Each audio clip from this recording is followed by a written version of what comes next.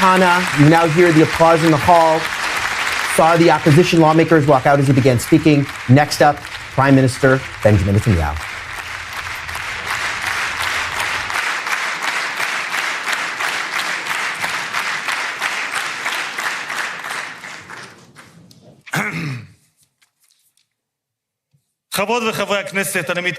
Members of Knesset, it is my honor to invite Prime Minister and Member of Knesset Benjamin Netanyahu to address us. Mr. Prime Minister, the floor is yours.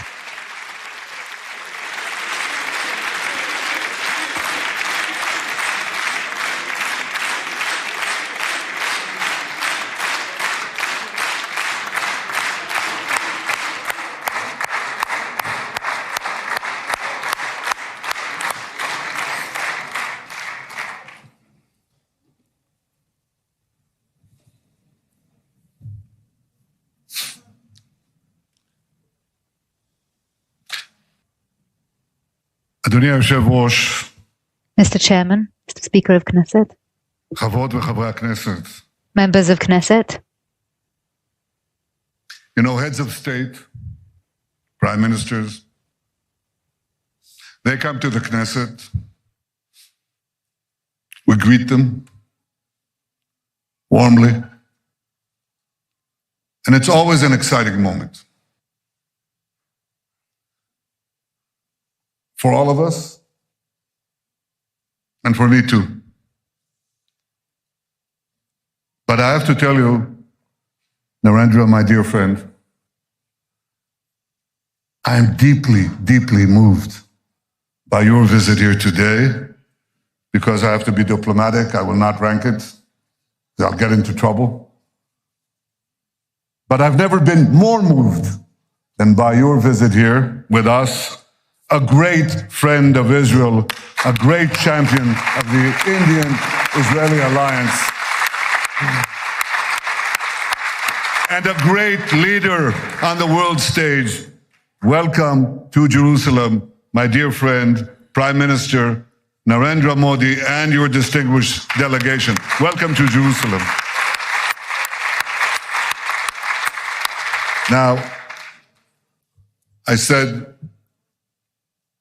Narendra, my dear friend, these are not just words. I would almost venture to say, more than a friend, a brother. In many ways, brothers.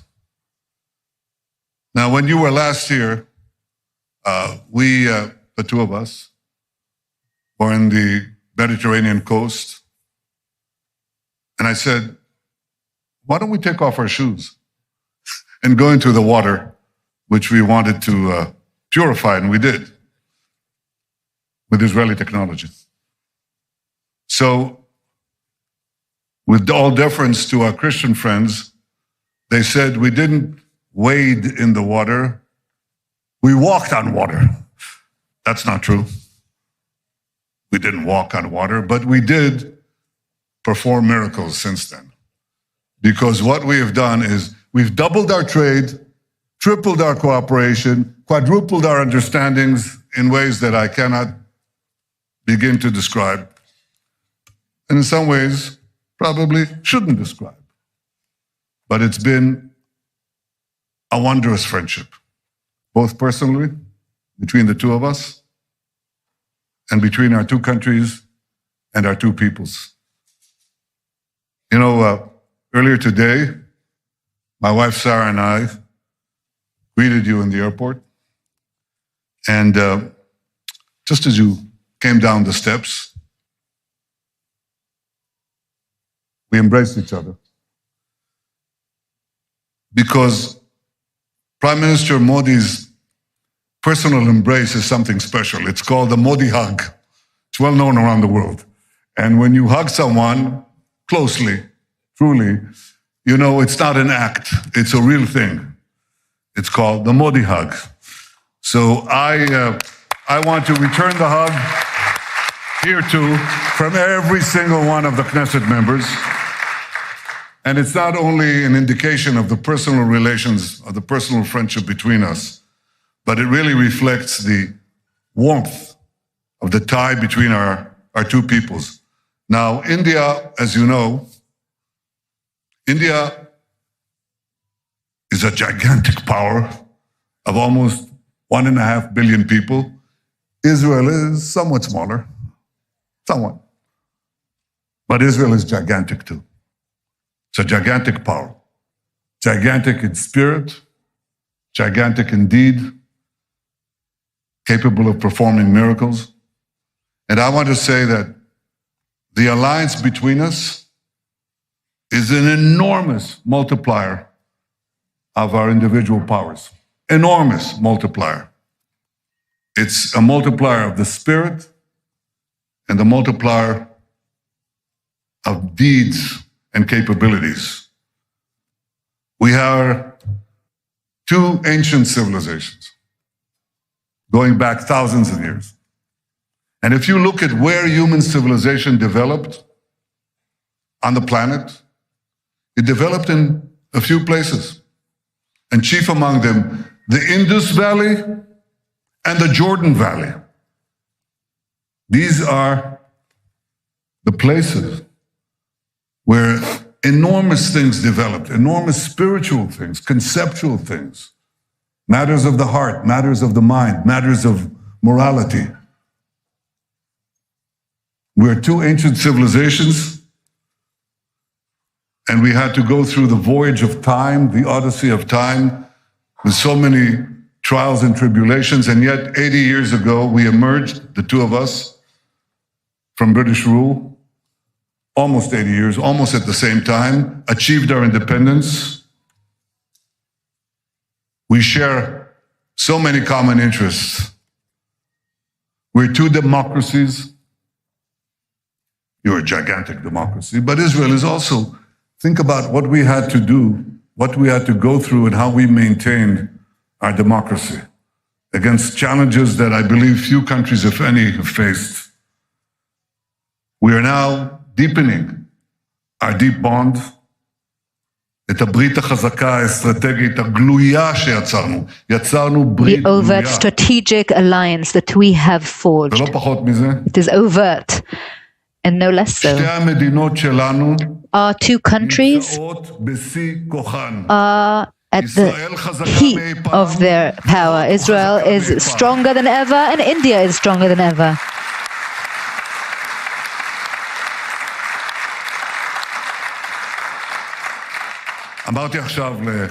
I just told the Prime Minister of India, and we sat there at your office, Mr. Speaker, and I said, I personally am following all the news from India. India is currently ranked at such and such a place in the world, very high, very high. India has just attained another goal, very, very high. India has done this, India has done that. And I want to say, first of all, Narendra did, and together with him, the Indian people. And I am so pleased. I just want to see more and more and more.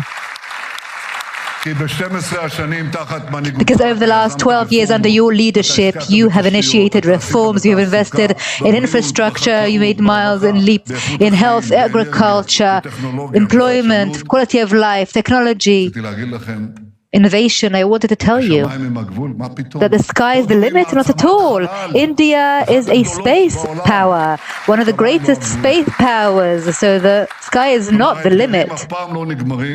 The challenges never end.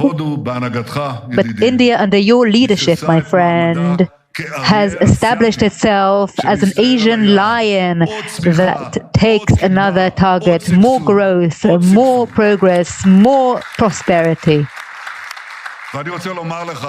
And I would like to tell you, my dear friend Narendra, that there is another reason why I value you so deeply and why this Knesset values you so deeply and the Israeli public values you so deeply. And that is because right after the terrible massacre on October 7th, immediately after the murderous attack, you stood so clearly, so morally, so sharply. You stood by Israel.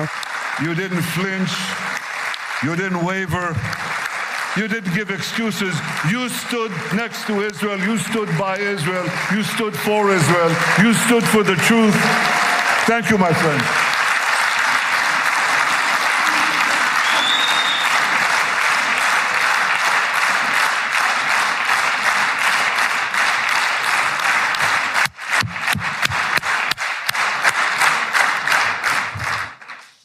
אנחנו אף פעם לא נשכח זאת. We will never forget that. אנחנו יודעים מול מה אנחנו התייצבנו. We know what we had to face. אבל רבים בעולם, But many around the world, אולי בסימפתיה perhaps with ראשונית, temporary initial sympathy, it quickly forgot מתייצבת, Israel is standing, מתייצבת.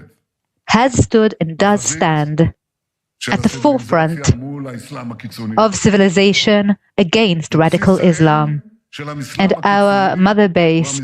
the mother base of the radical Islam is the Middle East. בולט הר הגעש של But הקנאות. the lava that comes out of this zealousness is being spread quickly to every continent and country. ישראל ידע פיגועי India, טרור, much like Israel, has פיגועי טרור experienced קשים terror attacks, terrible terror attacks that have claimed the lives of innocent people. When my wife Sarah and I שבו הייתה התקפה. were in Mumbai, we were at the same famous hotel where the terror attack took place. משם הלכנו כמה And מטרים from that hotel, we walked just a few meters חב"ד, to the Chabad Center, טרוריסטים where מתועבים, despicable terrorists murdered the couple, שני הורים צעירים של הילד two מוישי, young ומי parents מוישי?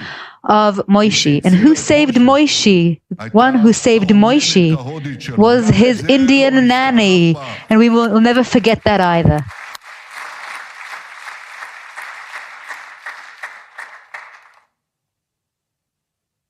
הודו תומכת בישראל, India supports Israel, וישראל תומכת בהודו, and Israel supports India, גם במקרים שהם ידועים, even in known במקרים cases, שהם פחות ידועים. but also in cases that are less known. הודו תומכת בישראל, India supports Israel מדינה שישראל because it realizes that Israel serves as a protecting wall against the barbarianism.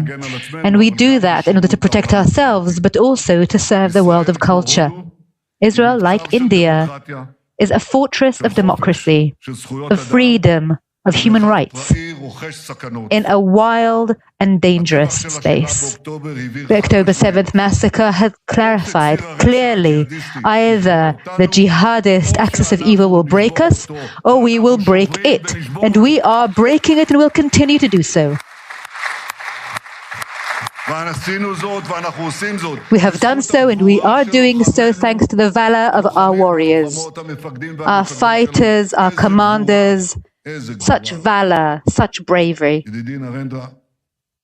My dear friend Narendra, I would like you to meet, if you have the time, with some of them. You should see them. I'd like you to meet our wounded. Some of them are amputees. One of them, I will give you his picture. I want you to see him. His name is Ari, which is a lion. Ari Spitz. And Ari lost And Ari his two legs and his arms, one of his arms. And he has prosthetics. He's sitting there smiling, cheering with his one healthy arm. And he says, Israel lives, Am Yisrael Chai.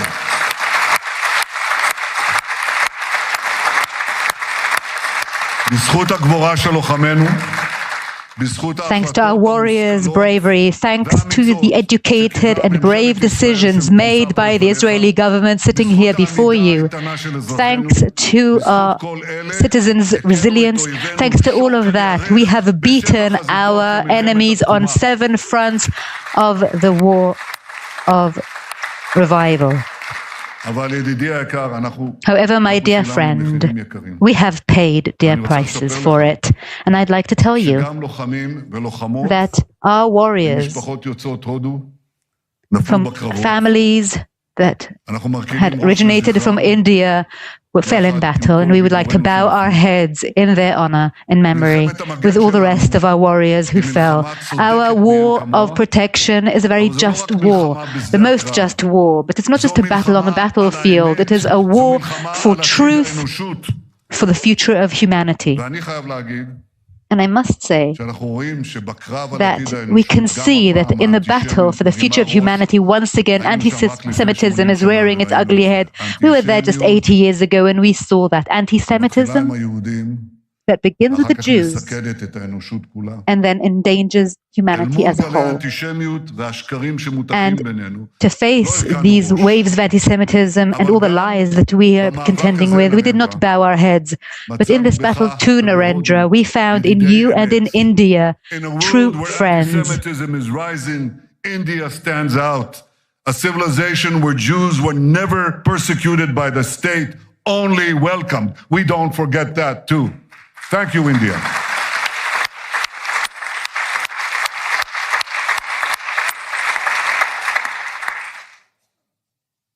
My dear friend Narendra, Prime Minister of India, when facing radical Islam, which endangers the entire world and the free countries, we together will build an iron, steadfast alliance, the alliance of countries that believe in moderation, in progress, in human dignity, in mutual dignity, an alliance between countries that sanctify life and are willing to fight against those who worship death and want us to go back to the dark barbarian of the dark ages. Next week we will be celebrating the holiday of Purim, and the Jewish people will be reading the book of Esther from the Bible. India is mentioned there, as you said, Mr. Speaker, when they described the ancient Persian kingdom that began in India and ended in Ethiopia, and many Jewish communities lived in India over generations. And since we have become independent, thousands of Jews from India came to Israel, and the Bnei HaMenashe community came. We met the representatives and their young children, and one of the parents told me, we're not Bnei Menashe, we're Bnei Israel, we're not children of Menashe, we're children of Israel. And they're right. So they're coming here to Israel. They want to be living here in Israel because yearning for Zion, yearning for the land of Israel is at the heart of the Zionist vision. That was understood by the greatest leaders and spiritual leaders of India, who treated Zionism when it began very emphatically. And among them was Tagore. Tagore won the Nobel Prize for Literature even before the First World War. During the First World War, I know you know this, but I want to make sure that everyone knows this. In the First World War, when we were still under Ottoman occupation, those who helped us liberate this country, British Army, in which there were Jewish fighters, including Jabotinsky, with the 1st Jewish Battalion, but also brave Iranian soldiers and commanders who fought like lions in the battle against Haifa for the liberation of Haifa. The forces were pushed back, and who stormed forward, gave their lives? Indian commanders. We never forget that too. They gave their lives for us.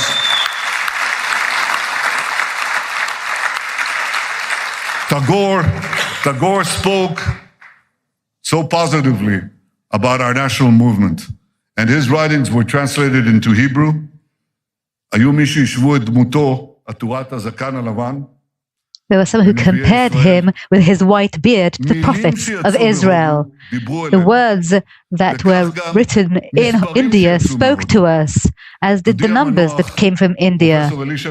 My uncle, Professor Elisha Netanyahu of blessed memory, was one of the founders of the mathematics faculty at the Technion. My uncle Elisha always told me with great admiration about the Indian mathematicians, and particularly he mentioned Ramanuja. He mentioned him many times because his brilliant discoveries in the early 20th century changed mathematics. Ramanujan came from the people. He didn't come from... You also came from the people. You also grew from the people. You went up because you knew what your roots were. Well, all this happened in the early 20th century, and towards the end of the 20th century, India and Israel established relations, full relations, and one of the outcomes of this diplomatic turning point was the movement of Israeli tourists to the east. Dozens of thousands of Israelis, young and old, visit India each year. They admire everything about it. Everything, what there is now, and the cultural legacy, the old ancient heritage, and they say that one of the Indian citizens asked an Israeli tourist, "How many of you are there?" And the Israeli said, 10 million. And the Indian asks again, "And how many are living in Israel?" Not 1.5 billion, but many. Many who admire India, embrace India, and also want to visit India. One of them is me, my wife as well. We would love to revisit India. And I'm going to tell you, this is the first diplomatic achievement. We're going to bring our government to India. Not only will we bring the Prime Minister of India to the government, we'll bring the Israeli government to India so they can visit it. A G to G. In your current visit. They all want to come. In your current visit here to Israel, we will strengthen our ties further, the personal ties between us and those between our countries. Together, we are heading great steps at a historical scale. It is happening, certainly, with regard to the security challenges and the security opportunities, but not only there. We are creating innovative action axes in economics, trade, energy, technology, cyber, AI, and in space. In space, too. Minister of Defense, Israel, you speak about that a lot. And here, just so you know, there is someone here listening. We are developing together the IMEC initiative. It is a land and sea corridor that will connect India through the Arab Peninsula to the Haifa port, and from here to the Mediterranean and Europe. And IMEC, this sea and land corridor, will only thrive and exist if it goes through stable and safe countries. And there are no stronger and safer countries on this axis than Israel and India. And therefore, I would like to welcome your commitment that Israel will be a connecting link between Asia and Europe through the port of Haifa. In this visit of yours, we will also be signing agreements in agriculture, water, tourism, culture, and in the spirit of Abraham Accords for peace. We will continue the revolution of new alliances, of increasing regional stability, of increasing resilience, progress, and prosperity. And please note, we're not only reacting to the reality, we are shaping reality, because we hope and trust more than ever before.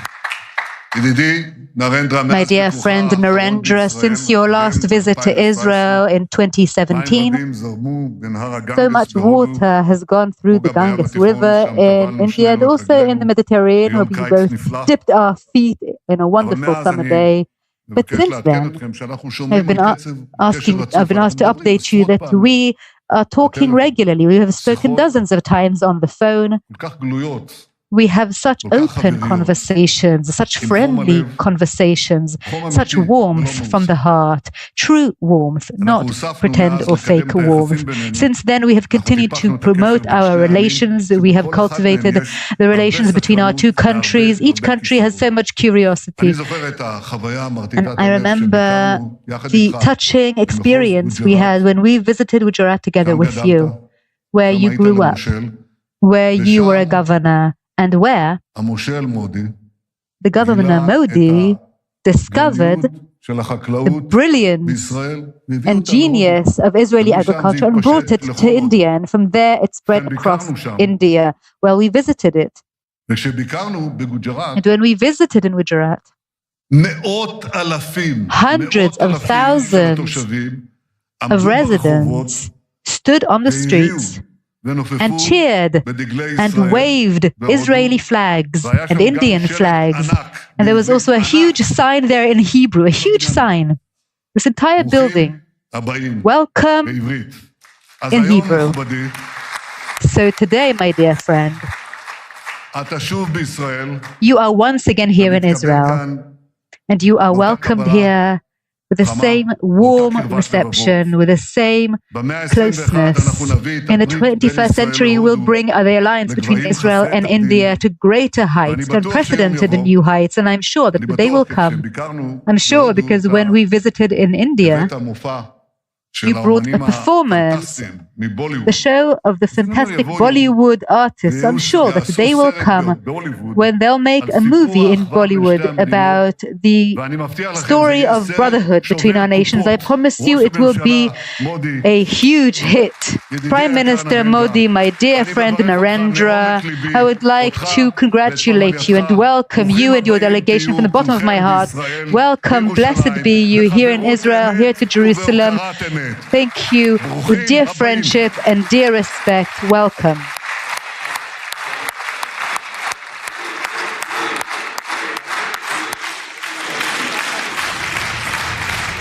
That was Prime Minister Benjamin Netanyahu getting a round of applause from the members of Knesset, speaking about Israel's strength, about the strength of the relationship. We are now on a note of Israeli politics, expecting, and they're walking in, the opposition lawmakers who have up till now boycotted this session for reasons that have nothing to do with Modi in India. There is Yair Lapid, the leader of the opposition, coming in and taking their places for the Prime Minister of India. And first, the leader of the opposition, Yair Lapid, now in the plenum, will come to the podium, as is standard in the Israeli protocol.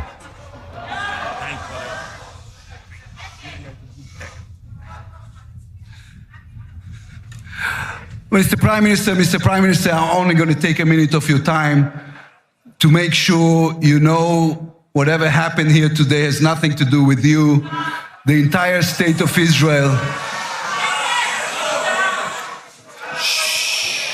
Let's try and not make things worse.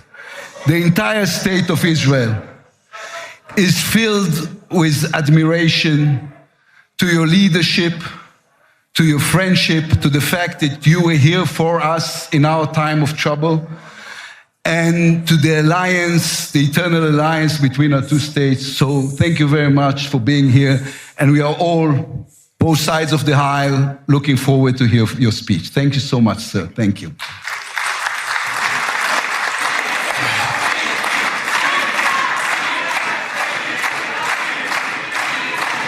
Yair Lapid, a very, very brief address addressing the controversy surrounding it and emphasizing the consensus around Modi's visit itself. Prime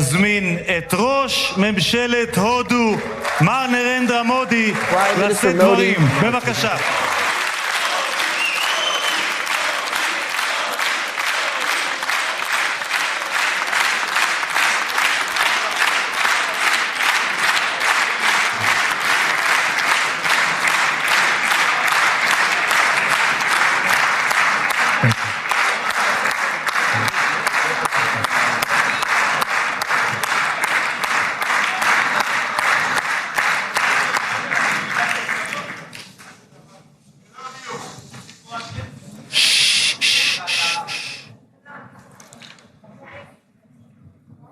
His Excellency, Prime Minister Benjamin Netanyahu, His Excellency Mr. Amir Ohana, Speaker of the Knesset, His Excellency Mr. Yair Lapid, Leader of the Opposition, Honorable members of the Knesset, my dear sisters and brothers, Shalom.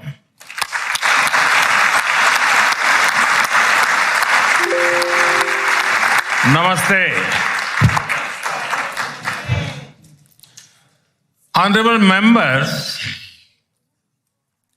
it is a privilege and an honor for me to stand before this distinguished house. I do so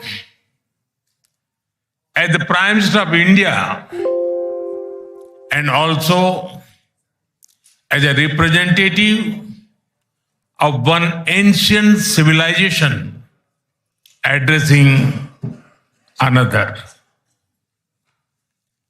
I bring with me the greetings of 1.4 billion Indians and a message of friendship, respect, and partnership. I thank you, Mr. Speaker, for your kind invitation and for your wonderful gesture of lighting up the Knesset in Indian colors.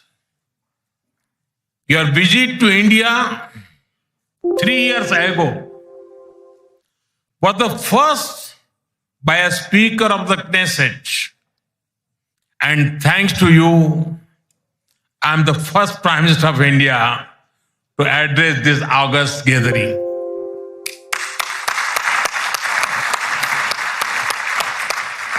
Nine years ago, I had the good fortune to be the first Prime Minister of India to visit Israel. And I'm very happy to be here again, returning to a land to which I've always felt drawn. After all, I was born on the same day that India formally recognized Israel, September 17, 1950.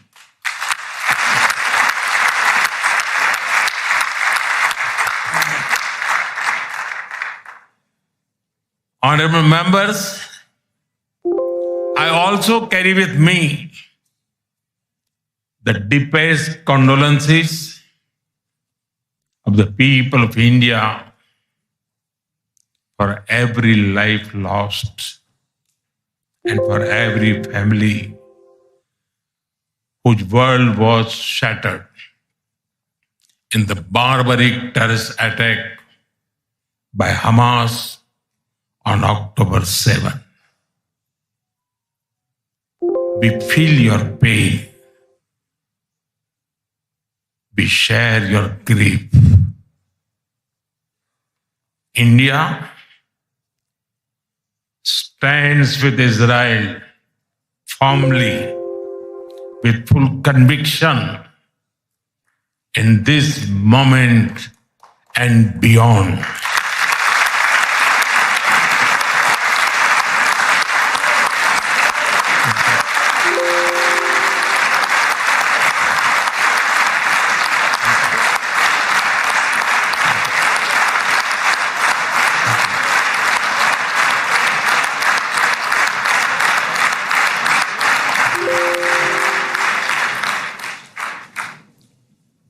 No cause can justify the murder of civilians. Nothing can justify terrorism. India has also endured the pain of terrorism for a long time.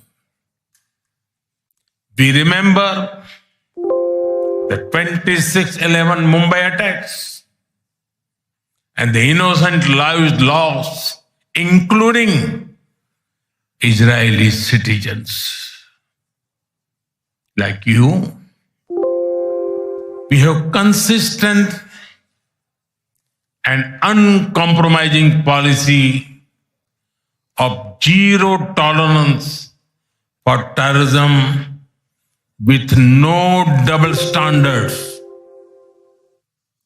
Terrorism aims to destabilize societies, to block development, and to erode trust. Countering terrorism requires sustained and coordinated global action because terror anywhere threatens peace everywhere. That is why India supports all efforts that contribute to durable peace and regional stability. Some years ago, when you concluded